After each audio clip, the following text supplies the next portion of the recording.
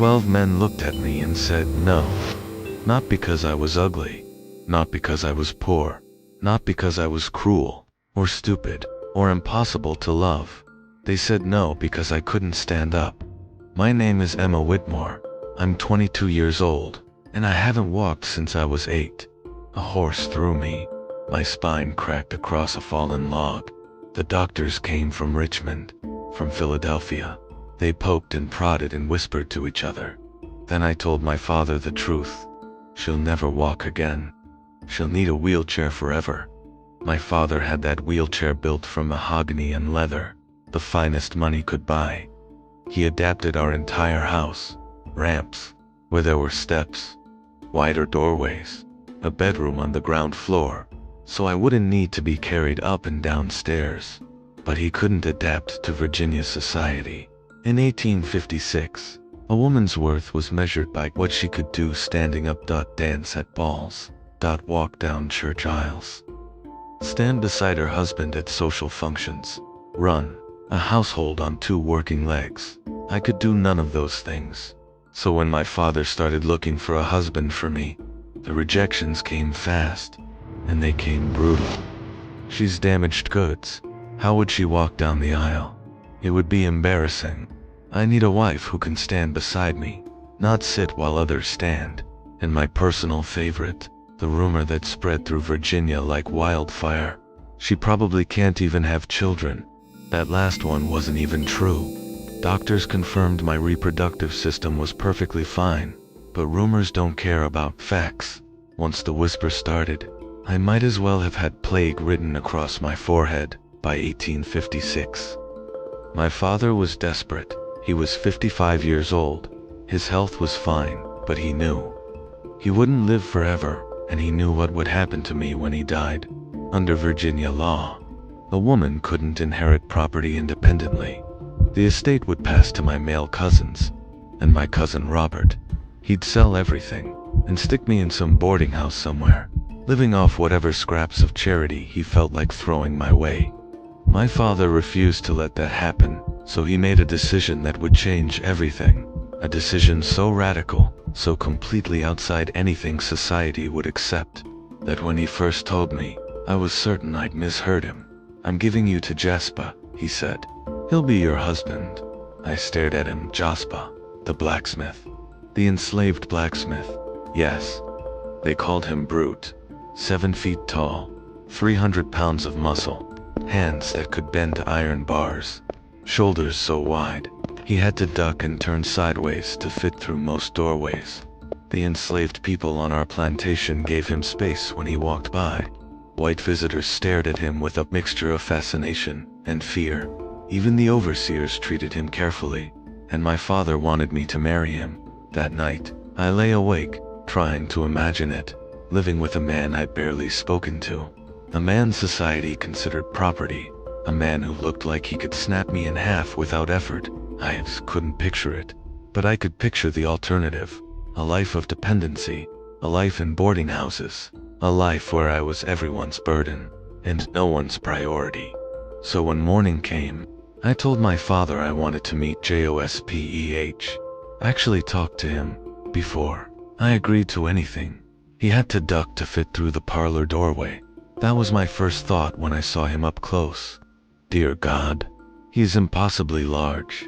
He stood with his hands clasped in front of him, head bowed, eyes fixed on the floor. The posture of an enslaved person in a white person's house. Everything about him screamed danger, screamed power, screamed brute, but his voice was soft. "Yes, Miss Bette," was all he said when my father introduced us. 2 words, barely, above a whisper. Then my father left us alone, and silence stretched between us like a living thing. I didn't know what to say. What do you say to someone you've been given to, like property? Finally, I asked if he'd like to sit. He looked at the delicate parlor chair, then at his massive frame. "I don't think that chair would hold me." Miss Bay was something almost apologetic in his voice, something gentle, that didn't match his terrifying appearance. He sat on the sofa instead. It creaked under his weight, but held, even sitting. He was taller than most standing men. His hands rested on his knees, and I couldn't stop staring at them, each finger like a small club, scarred and calloused, from years at the forge, capable of crushing stone. "Are you afraid of me, miss?" The question startled me. Should I be? "No, miss. I would never hurt you. I swear that. They call you the brute." He flinched. "Yes, miss, because of my size. Because I look frightening. But I'm not brutal. I've never hurt anyone. Not on purpose." I believed him. I don't know why.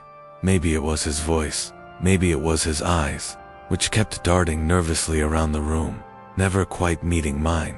Maybe it was the way he held himself, hunched, slightly, as if trying to take up less space than his body allowed. So I made a decision. I asked him a question that could have gotten us both in serious trouble. "Jasper, can you read?" Reading was illegal for enslaved people in Virginia. Teaching a slave to read could result in punishment. Admitting literacy was dangerous. But I'd heard rumors about Jospeh. My father had mentioned seeing him with books late at night, so I asked. And after a long, careful pause, he answered, "Yes, miss. I taught myself when I was younger. I know it's not allowed, but I couldn't stop myself. Books are." He struggled for words. "They're doorways. Two places I'll never go.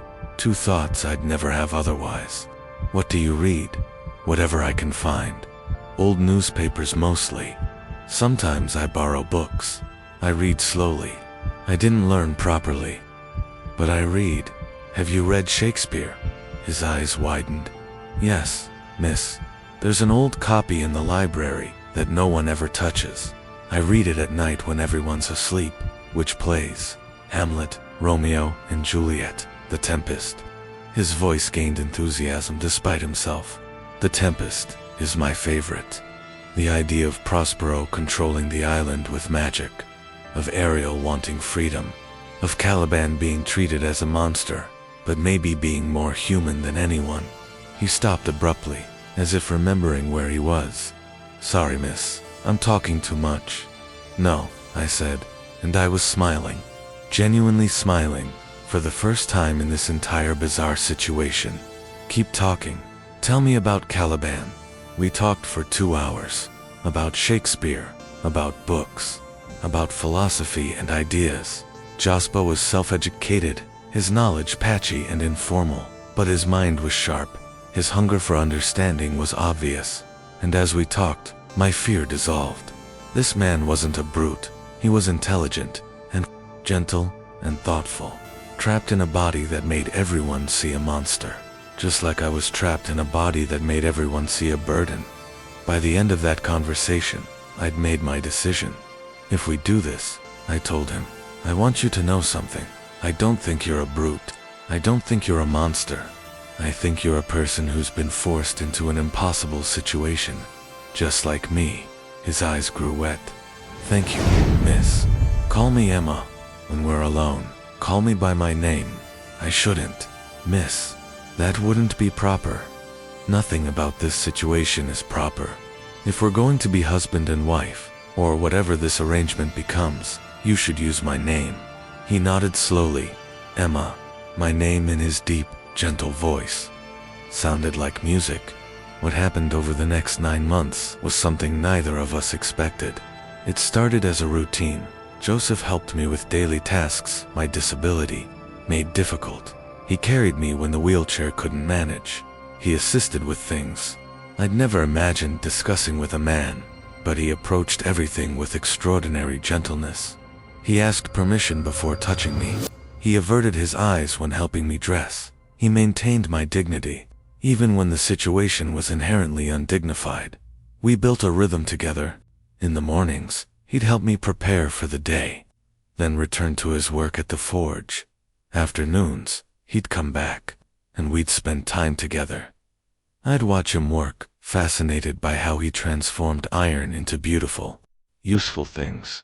He'd read to me in the evenings. His reading improved dramatically with access to the library, and somewhere in those months, something shifted.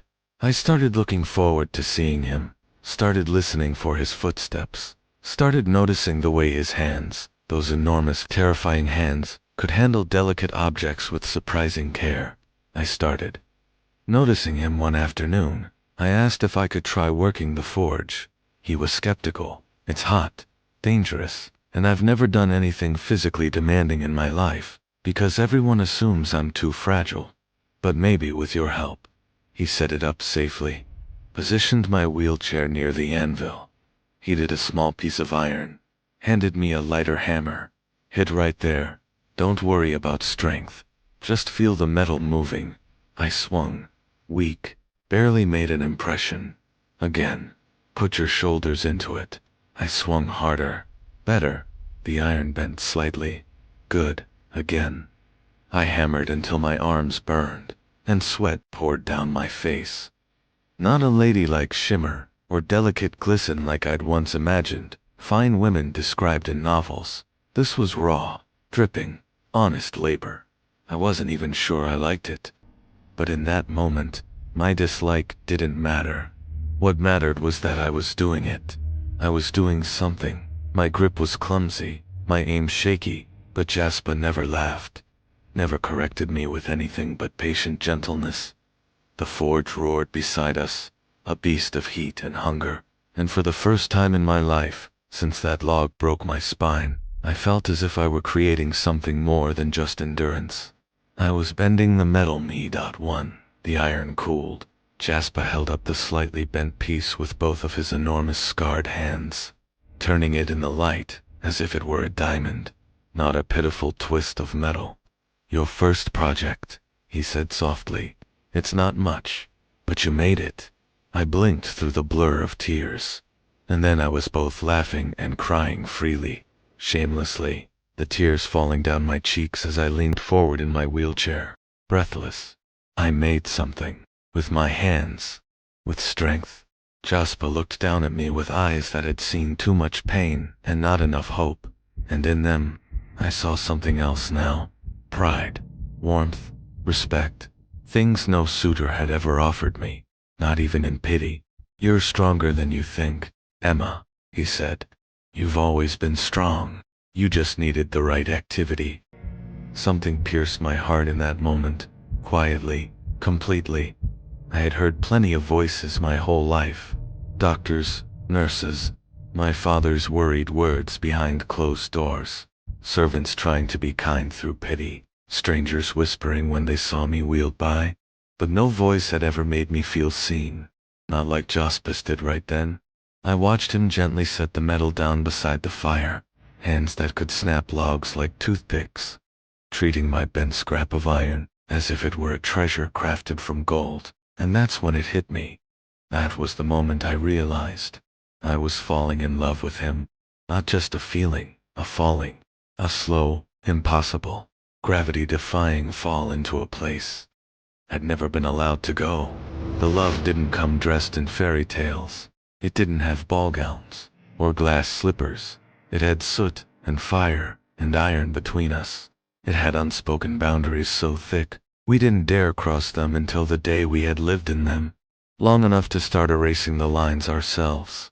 6 months later, it came to a head. We were in the library, our favorite place, where pages whispered instead of people, where Shakespeare and Dickinson and Keats became our shared language, where no one called him a brute and no one called me a burden. He was reading Keats aloud that day. His deep voice softened to the cadence of poetry, always did something to my soul. I watched the way he traced the page with one scarred finger, mouthing each word, pausing to find the rhythm, and then, without planning to, I interrupted him. Jasper, I said, I think I'm falling in love with you. Even now. I recall the electric stillness of that moment. The words had fallen from my lips like a stone dropped in still water. No way to catch them, no hope to dull the ripples. The air went heavy, real, dangerous. The words hung between us. Dangerous, impossible. A white woman and an enslaved black man. In Virginia, in 1856. There was no space in society for what I was feeling, not an inch. Jasper stared at me, his lips slightly parted. The volume creased between his rough hands like it had frozen mid-sentence. "Emma," he said slowly, carefully, as if tasting my name before deciding whether it would poison everything. "You can't. We can't, if anyone knew. We're already living together," I whispered. "My father already gave me to you. What's the difference if I love you?" Jasper looked away, not in shame, in sorrow. The kind of sorrow that only comes from knowing the rules of a world so clearly that you've never wasted time hoping to break them. "The difference is safety," and I snapped, not in anger, but in grief. At every wall I'd ever faced, at every no I'd heard from those 12 men, at every door closed by stairs, or tradition, or laws built for someone else's comfort. "I don't care about safety," I told him. "I care what I feel, and I feel love, for the first time in my life. I feel like someone actually sees me, not the wheelchair, not the disability, not the burden, you see, Emma." That silenced him. The library faded. The books, the stories, the perfume of old pages, all of it vanished in the weight of that silence. He said nothing for so long. I was sure I'd killed it, ruined this fragile thing between us with naive honesty. My heart sank so far, I could barely hear it. But then, "I've loved you since the first conversation we had," he said suddenly. "When you asked about Shakespeare and actually listened, when you treated me like my thoughts mattered. I've loved you every day since." His voice cracked slightly. "I just never thought I could say it."